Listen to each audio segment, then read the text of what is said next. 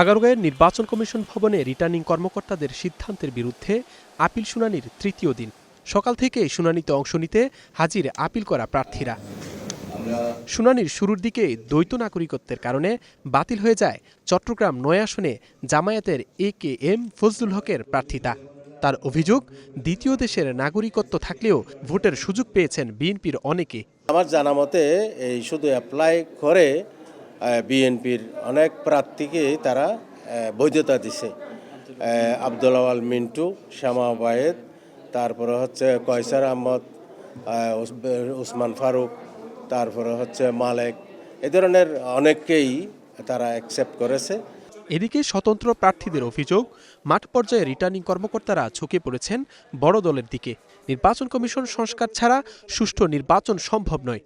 স্থানীয় রিটার্নিং কর্মকর্তারা যারা আসলে নির্বাচন কন্ডাক্ট করবে, তারা বড় দলগুলি দ্বারা কী মাত্রায় প্রভাবিত হয়েছে। এই নির্বাচন কমিশনকে আমরা অনুরোধ করব যে এই ধরনের রিটার্নিং কর্মকর্তাদের দিয়ে যদি তারা আগামী ইলেকশন কন্ডাক্ট করতে চায়, তাহলে একটা ফেয়ার ইলেকশন তারা করতে পারবে না।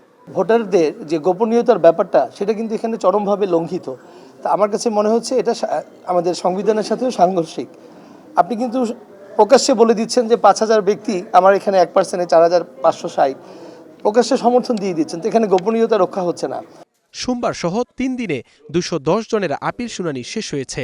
এর মধ্যে প্রার্থিতা ফিরে পেয়েছেন ১৫১ জন, বাতিল হয়েছে ৪৫ জনের। Zisan Ahmed, star news, Dhaka.